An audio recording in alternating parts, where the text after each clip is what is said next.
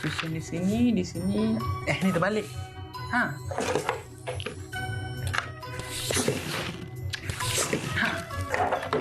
Grill. Sausage. Macam mana?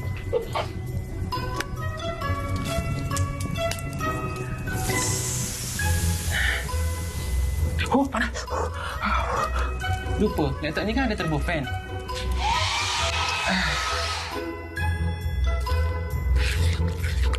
Power betul ROG Z5 250 ni. Terkesima. Seronok tengok laptop tu. Betul, Malam ni kalau berjaya, rancangan kita ni akan dilelong satu laptop. Itulah dia Ivan, salah satu kreativiti anak muda yang orang kata di sebalik kepayahan pandemik COVID-19 ni pun kita masih lagi berkreativiti untuk mengikut rentak, dan salah satunya pam YouTube keluar laptop. Kan Ivan kan? Hari ini kita nak cuba memberikan pandangan dan juga perspektif kepada anda. Sebelum ini kita bicarakan tentang peluang ekonomi dalam musim COVID-19 daripada perspektif mereka yang melaksanakan dasar. Hari ini semua pemain industri orang Kelantan. So kalau kami saya kacak Kelantan sikit malam ni, tak maaf lah. Kita jangan pecah.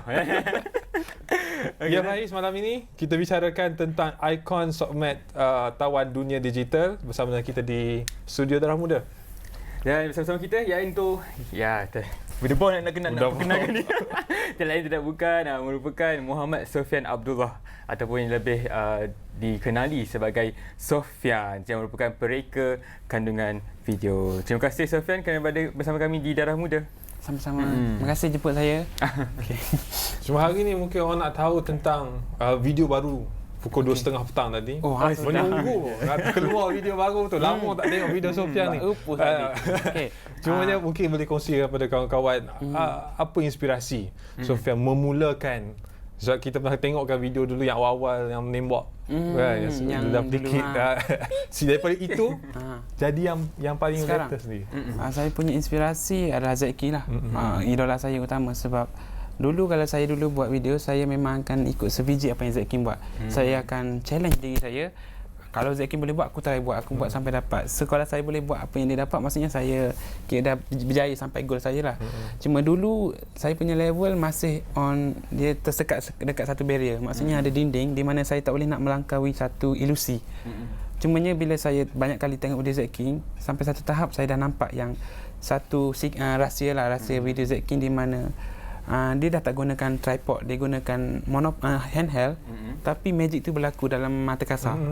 And saya try apply dalam video saya, dan sampailah sekarang saya berjaya untuk hasilkan satu video yang menggunakan konsep yang sama dengan Zeki. Okey, Sofian, kalau kita ikut cakap netizen kan, netizen pun kata Sofian ni dah tak perlu lagi dibayangi sebagai Z King Malaysia. Sofian patut berdiri sebagai nama Sofian. Macam mana Sofian nak cakap kepada mereka ni? Saya tak nak dipanggil kira macam lupa diri lah. Maksudnya bila orang dah kenal kita, aku tak nak jadi macam idola aku. Tak. Saya masih kekalkan saya punya idola macamnya Z King, tapi saya bukan nak jadi macam dia. Cuma saya nak jadi seperti dia. Macam lebih kurang je kan. Saya kira saya nak ada kekreatifan macam dia. Sebab apa? Z King ni adalah satu kekuatan dia di mana dia boleh hasilkan satu ilusi yang orang lain tak pernah buat. Macam saya boleh buat satu ilusi, tapi saya kena tengok contoh. Saya adalah seorang kira banyak kopi lah, tapi Zeki dia adalah pure pioneer. Maksudnya dia yang memulakan satu ilusi. Itu kekuatan dia. Sampai sekarang saya cuba cari kekuatan saya sendiri, dan saya belum jumpa yang betul-betul kuat. Dan kekuatan Sofian juga adalah tidak mempunyai sebarang pendidikan formal dalam syutingan video. Proses itu saya kira panjang. Mungkin boleh kongsi dengan kawan-kawan macam mana nak lalu proses tu. Ya, orang boleh sebut, boleh Google, boleh YouTube, betul. Tapi cara Google dan YouTube tu pun ada cara tertentu kan. Rahsia saya bagi tahu sekarang mungkin orang yang boleh ikut. Dulu saya start belajar daripada YouTube sebab saya tak ada equipment yang betul-betul sesuai. So saya memang kena pinjam laptop kakak saya, tu pun dua kali seminggu sebab dia balik asrama. Cara saya akan pergi ke cyber cafe, saya akan bawa pen drive untuk download semua tutorial yang saya nak. Contoh saya cakap nak buat api, saya download je, saya tak tengok pun, saya download je semua. And bila kakak saya balik, saya buka, saya akan buat sebiji apa yang dia buat. Saya tak akan belajar, saya akan buat sambil belajar. Contoh dia cakap dia buat api, dia rekod video, saya kena rekod dulu video, and then saya masukkan, so saya tengok okey dia alih ni. So benda ni bila kita buat lama-lama, saya akan hafal seluruh API tu After Effects punya function yang sampai sekarang saya kira dah kuasai After Effects lah. So bila kita dah kuasai satu software, kita dah boleh create ilusi kita sendiri. Dah terbiasa. Itulah saya punya step daripada dulu sampai sekarang. Bila kita bercakap pasal video ni, software memang dikenali dengan video yang pakar transition lah orang kata kan. So sekarang ni kita tengok nampaknya video-video tu pun dah diinovasikan untuk jadi iklan. Dan rata-rata netizen pun suka dengan cara itu. So alhamdulillah lah kan. Macam satu orang kata nafas baru untuk pengiklanan ni. So adakah benda-benda itu macam strategi akan datang lagi ke, memang akan terus beriklan ke, bagaimana konten-konten asal? Kalau kita tengok Sofian yang awal-awal dulu lain kan. Sebenarnya saya punya platform Instagram tu memang kita orang nak maintain kita orang punya video. Dulu memang video effect. Cumanya apabila ada klien datang untuk promosikan dia orang punya produk, kita orang akan terima benda tu. Cumanya kita orang akan maintainkan lagi kita orang punya kita orang punya kita orang punya branding kita orang effect, kita orang tak akan lari. Sebab satu lagi betul lah strategi. Sebab kalau boleh saya nak orang tengok video tu, orang tak akan fikir yang tu video iklan, tapi dia akan kenali brand tersebut. Betul. So dia tak akan teralih fikiran tak nak video iklan, tak nak. Saya nak biar dia tengok dia suka video tu, tapi dia orang dapat kenal pasti brand apa yang kita orang cuba keluarkan dalam video tersebut. Bila sebut nama Sofian dengan ini contoh video awal ya, tapi sebelum tu sangat simple saja videonya, very humble. Kemudian jadi seperti ini ya. Berapa lama tempoh ni Sofian? Yang ni maksudnya video ni ataupun nak yang sampai ke sini? Yang sebelum tu sampai ke hari ini. 10 tahun. 10 tahun. Dan bila sebut nama Sofian lah, orang nampak ya very stylish dengan equipmentnya, dengan cara editing yang sangat mantap. Dan orang terbayang juga tentang income. Income kan? Semua kan. Tapi tinggal lagi bila sebut tentang income ni, dia proses yang sangat panjang. Jadi macam Sofian sendiri, apa yang Sofian boleh kongsikan kepada kawan-kawan? Semua nak jadi YouTuber wannabe. Sangat nak cepat, nak express. Saya kira itu bukan jalan yang sepatutnya kan. Dia ada prosesnya. Ada proses dia. Sebab boleh kongsikan. Kalau korang nak jadi YouTuber ataupun content creator, korang kena first niat lah. Niat kita jangan kita rasa kita nak duit, tapi kita perlukan duit. Cuma jangan letak niat kita nak duit, sebab kita perlukan duit untuk beli equipment, dapatkan equipment yang untuk edit video semua. Tapi kita letak goal kita nak create content yang menarik supaya orang tertarik and kita dapat menghiburkan orang. Dalam masa yang sama, bila kita dapat hiburkan orang, kita punya nama akan naik. Bila nama kita akan naik, kita akan dapat jana pendapatan kita dalam video era digital lah. Sebab era digital sekarang dia adalah satu kemestian untuk anak-anak muda sekarang. Dia macam belajarlah era digital, sebab era digital ni memang dapat jana pendapatan yang banyak. Contohnya TikTok, YouTube, Facebook apa semua platform tu adalah platform yang memang senang untuk kita jana pendapatan kalau kita tahu cara dia.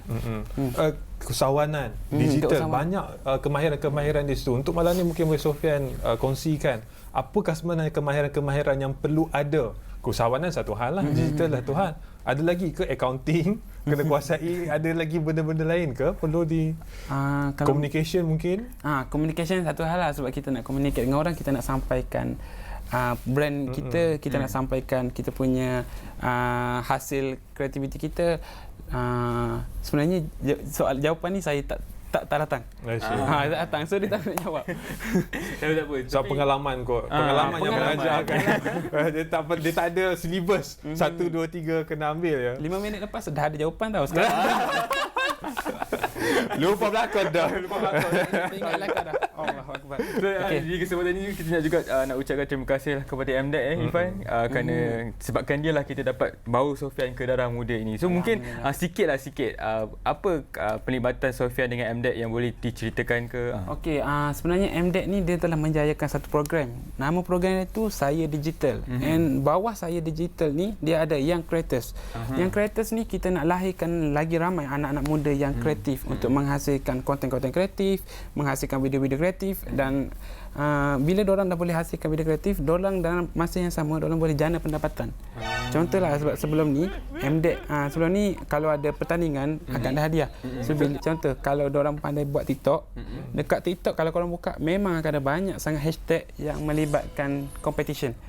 And dia punya hadiah bukannya biasa-biasa. So hadiah tu diorang boleh gunakan sebagai modal untuk diorang tingkatkan lagi equipment diorang. Betul. Jadi maknanya kita punya plan dan strategi awal ni ialah masuk sebanyak mungkin pertandingan, dapatkan hadiah tu, baru beli equipment, dan lepas itu barulah upgrade. Betul, sebab saya start pun dengan guna Cyber Cafe punya komputer. Sampai sekarang baru ada komputer sendiri. So orang lain kalau saya boleh buat, korang pun mesti boleh buat. Yang penting diorang kena ada komitmen dengan usaha nak berjaya. Betul. Kawan-kawan, kalau boleh sebut tentang cerita tentang kawan-kawan kita ni kan, mereka yang terjejas dengan COVID dan sebagainya, mungkin ada nasihat daripada Sofian sendiri memberikan inspirasi pada mereka untuk memulakan kerjaya dalam dunia cyber ni kan. Tapi jawapan tu kita akan dengar selepas daripada kita berjeda seketika, kembali selepas ini semuanya di Darah Muda.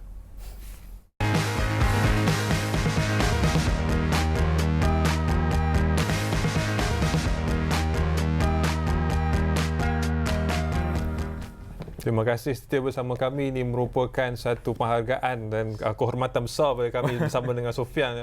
Kecek tak berhenti ke atas orang ni. Mungkin boleh kembali pada soalan tadi kan, sahabat di kalangan kawan-kawan kita. Kita nak cerita tentang mereka ini yang terjejas, yang mungkin hilang punca pendapatan dan mereka nak mulakan kerjaya mereka dalam bidang YouTube content creating ini. Soal awal tadi Sofian dah kongsi kan, maknanya apa skill yang perlu ada. Tinggal lagi mungkin inspirasi nak kickstart tu, nak mula. Sebab biasa dia pun takut. Sofian dah tinggi, dah jauh, nak jadi macam tu susah. Tak. Bagi pendapat saya, kalau orang-orang yang korang semua yang nak jadi content creators yang terjejas masa COVID, yang pertama kali korang kena cari korang punya identity. Korang boleh buat apa? Kalau korang boleh buat effect, yes, korang fokus on effect. Kalau korang boleh buat parody, buat on parody. Tapi yang penting korang kena cari dulu identity diri sendiri, sebab kalau korang buat benda yang tak kena dengan diri korang, dia tak boleh go. Dia macam lagu Keklet, tak boleh go lah. Tiba kan. Okey. Boleh nyanyi. Dan jadi Ifan juga menyentuh, sekarang pun yalah, Sofian pun sekarang berada di level yang satu level yang agak tinggi juga kan. Kita sama-sama. Dia dah pernah tu, macam dah pernah menang anugerah yang orang kata wow lah kan kiranya. Dan salah seorang ikon. So kalau saya suka untuk menyanyikan ni, bagaimana pula dengan haters? Sofian ada haters ke? Haters? Tipulah kalau cakap tak ada. Cumanya setakat ni saya belum, mungkin haters saya dia tak nak keluar. Dia kira macam aku tak nak kacau dia lah.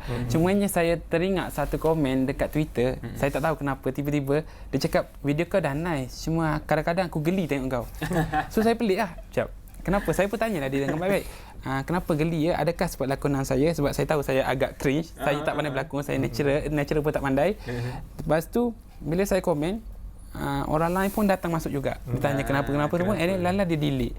So saya masih jadi persoalan saya, kenapa awak geli? Itu ditujukan kepada penonton. Siapa lah yang cakap kata kat Sofian. Orang kalau tak suka tu ada je mana. Tapi cringe pun equipment tak dewa ni. Boleh tak kita nak selongkar? Kita ada bersama dengan kami di studio ini bag yang ada segala macam harta karun. Nak tanya, korang takut ular tak? Ular? Tak boleh buka. Okey, betul tak ada. Kalau magic ni.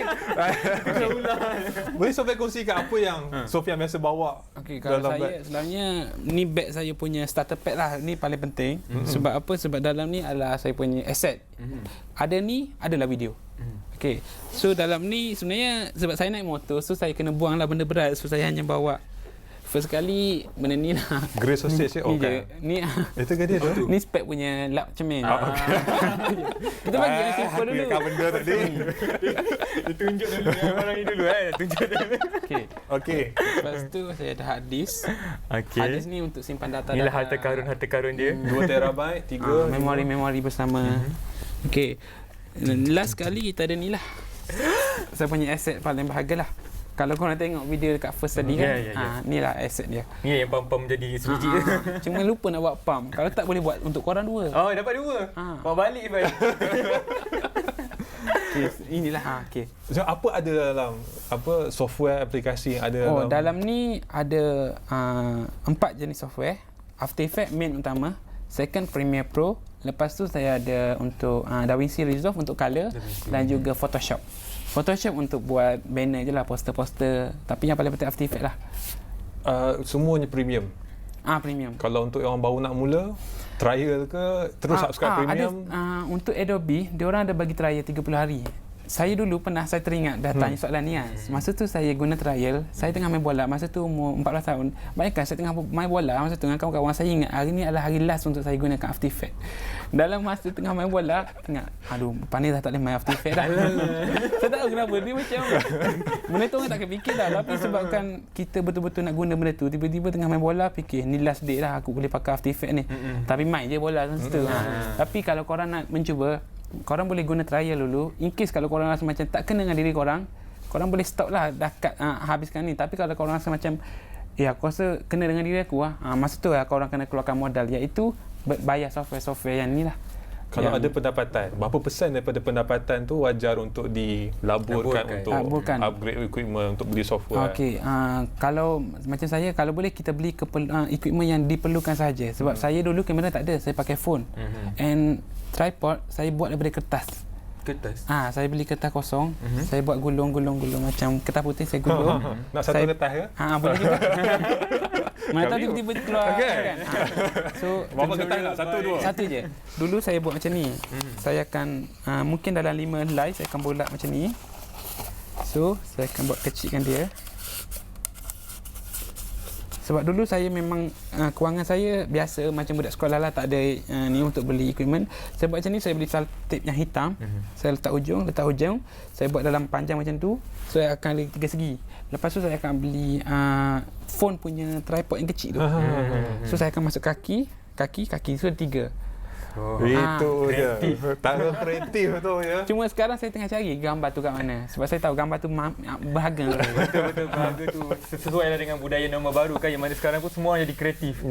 So mungkin itulah salah satu bukti dia. So dah lalang bercakap pasal kreatif ni kan, saya nak tanyalah Sofian sendiri. Kalau dulu 10 tahun Sofian dengan beep, sekarang dah jadi macam ni. 10 tahun akan datang, di mana Sofian melihat? Adakah Sofian merupakan seorang ikon media digital macam mana?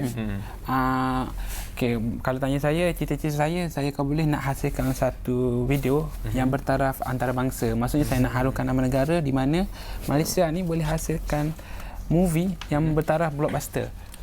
Cumanya untuk capai benda tu saya kena kena belajar lagi banyak lah. Maksudnya kena pergi ke situ, kena pergi sini, belajar pada orang, belajar pada orang ni, and then baru boleh hasilkan. Cumanya tu hanyalah impian lah. Inilah kalau Sofian dah jumpa Zack King, dah jumpa Will Smith dekat Hollywood. Maksudnya lepas ni pun mungkin kalau boleh nak berada juga kat sana, sama berdiri sama tinggi lah kata orang kan. Tapi takkan tinggi sebab saya memang pendek.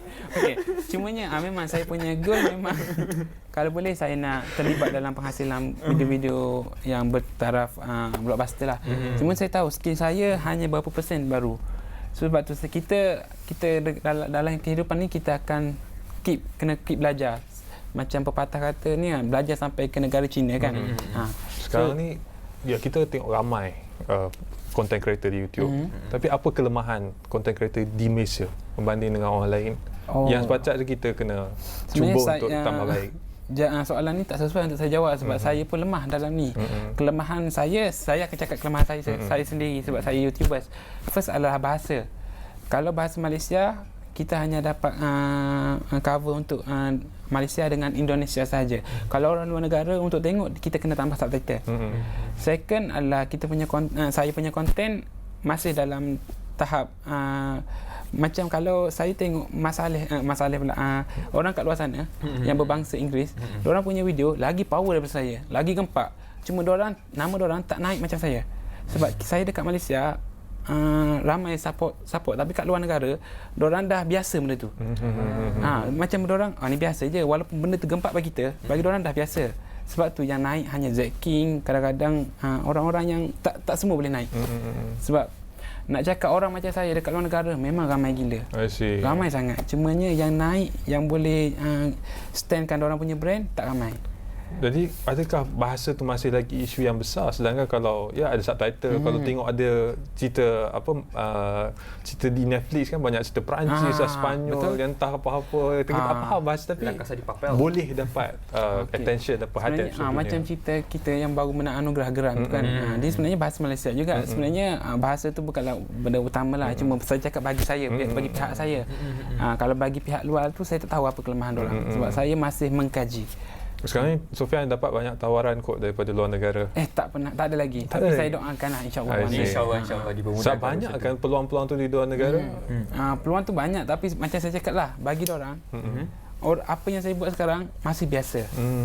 So bukan benda yang budak ni power tak. Bagi orang, sebab orang memang ramai gila content creator yang boleh buat macam saya. Sebab saya ada group bersama dengan influencer luar negara yang buat video effect. Kita orang ada group dekat Instagram. So kita orang share, kita orang punya idea, share video apa semua. So saya dapat tengok dia orang punya video memang gempak. Saya nak ambil kesempatan ni ya. Ikram ada sama. Ikram TikTok kan. Ikram TikTok. Ampun ni memang ada group masing-masing. Group TikTok, group Snapchat, Twitch, semua duduk satu meja. Ini kita nak buat. Jom kita viralkan. Dia macam itu adalah proses saya buat video. Saya akan meeting bersama tim saya, Adin dan juga Ikram. Kita orang duduk satu meja, kita orang fikir, okey, hari ni konten kita nak buat pasal pump dengan laptop. Kita orang fikir sampailah dapat satu penghujung, okey kita akan gunakan ni, baru start storyboard, shooting and editing. Itu semua perlukan kemahiran. Shooting apa semua itu ada disiplin perfilman kan? Ada disiplin. Sofian belajar by pengalaman ke memang ada subscribe course online ke? Saya sebenarnya berharap dapat join kos-kos penggambaraan. Cuma tak sempat. Masa saya tak cukup untuk belajar benda tu sebab saya nak fokus on 3D editing. So benda tu saya belajar based on pengalaman. Sebab saya pun bekerja dengan orang yang buat video. Sekarang saya bekerja di Casting Asia, shoot video apa semua. So saya dapat belajar dekat situ. Tapi saya tak dapat nak belajar kelas. Tak ada peluang lagi. Ya, sila Faiz. Kita terpesona dengan mungkin kreativiti itu telah membawa Sofian berada di sini. Cuma saya nak katakan kalaulah bukanlah memang sebenarnya yang mengidolakan Sofian, apa Sofian nak beritahu kepada mereka? Mungkin terima kasih itu klise. Selain daripada terima kasih itu, apa yang Sofian nak sampaikan? Sampaikan kepada orang yang mengidolakan Sofian macam saya. Termasuklah Faiz. Jangan terima kasih kan? Thank you. Okey, saya terharulah sebab apa yang saya buat ni adalah sebab dulu saya idolakan orang. Bila saya buat dah dapat hasilkan satu video yang best, tiba-tiba orang idolakan saya terharulah.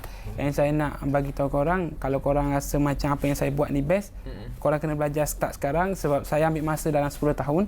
Mungkin korang lagi power, korang ambil masa hanya 2 tahun sebab sekarang kemudahan sekarang memang sangatlah banyak. Sekarang dekat ujung jari je, tekan klik tu hologram, itu big pula dah. Tu big. Aku tunggu bila nak keluarkan kekatan tu. Okey, sampai lagi last. Apa tadi nak tanya dah Lalan cakap pasal apa?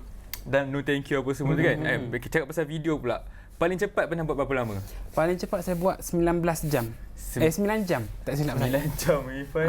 Minimum 9 jam. Kenapa? Lama ke? Lama. Kan tekan masuk Google tu saya render lah kau lama sejam 2 jam. Dulu memang saya buat berjam je. Dan ada sekarang sejam sebab dulu saya tak fokus on perfection. Sekarang kalau boleh saya nak bagi orang tengok ni dia edit ke dia betul-betul buat magic. Saya nak hilangkan glitch-glitch yang bocor kat situ. Tu yang mengambil masa. Kadang-kadang contoh saya nak tukarkan ni kepada laptop, saya pukul keluar laptop. Kejap je, edit dalam 2 saat siap, kita potong. Tapi nak bagi hilangkan dia punya kesalahan-kesalahan yang kecil. Nampak kad-kad tu. Yang tu yang membuatkan dia ambil berjam. So kita macam tak boleh lah minta set baru tiba-tiba kan. Tapi baru nak suruh hempap lagi tukar set baru. Tapi background kan boleh tukar. Betul kan tukar. Untuk akhir ni sebelum kita menabuhkan tirai, pasti pesanan yang kita nak dengar daripada Sofian ialah terus bukan sahaja soal kawan-kawan kita akan mula kelas bulan Oktober ni. Kita sedang sambut kemerdekaan. Betul. Rukun negara. Jadi mungkin Sofian ada personal message pada kawan-kawan tentang rukun negara, tentang negara kita sempena bulan kemerdekaan tahun ni. Malaysia prihatin, itu tema kita tahun ni. Okey, Malaysia prihatin kita punya tema tahun ni. Okey, maksudnya apa tadi? Ada nak bagi pesanan apa-apa berkaitan dengan kita punya sambutan rukun negara, sambutan hari kemerdekaan? Sudah, saya tak hafal jawapan. Dah cakap terima kasih dah cakap dah. Cakap thank you cakap dah. Ni supaya tak bagi lawyer buruk ni. Sempena merdeka ni kita kena eratkan perpaduan kita sebab kita berbilang bangsa dekat Malaysia ni, and sebab saya pun pernah berkawan dan bekerja bersama kaum-kaum lain, bangsa-bangsa lain, and memang kita harmoni and best sangat sebab kalau kat luar negara tak semua negara mampu jalinkan hubungan macam negara kita. And kalau boleh kita nak maintainkan benda tu supaya negara kita lagi maju ke depan dan menjadi contoh untuk negara-negara lain, jadikan contoh untuk negara lain, jadikan contoh supaya diorang dapat macam applykan kita punya perpaduan. Sebab kita tak banyak negara yang berbilang kaum macam kita. Betul. Kan? Biasa orang ada satu kaum, jadi ada minoriti. Macam kita berbilang bangsa tu, kalau boleh kita jadi satu contoh di mana negara lain tengok, kita boleh applykan kita punya perpaduan dekat negara mereka. Udahlah negara berpadu, ada pula Sofian, ada content creator yang mantap-mantul kan. So dalam ni mungkin kita boleh nantikan video terbaru dia ke? Buat satu untuk kita orang. Darah muda boleh. Cuba pejam mata. Jadi demikianlah perbincangan kami bersama dengan Sofian, Muhammad Sofian Abdullah, lebih kenal sebagai Sofian, yang saya nampak menunggu kata kecil-kecil Kelantan tak keluar, kecil Kelantan ke too big sir. Tapi tinggal lagi inspirasi itulah, maknanya proses pembelajaran itu panjang, tak perlu tunggu equipment mantap baru boleh mula. Benda kecil-kecil pun boleh Sofian kan. Betul. Ya Faiz. Jadi itu saja kot. So kalau untuk promote rukun negara, jangan lupa untuk terus menghormati kesopanan dan kesusilaan, kerana itulah yang menjadikan negara kita harmoni. Jumpa kami di Darah Muda. So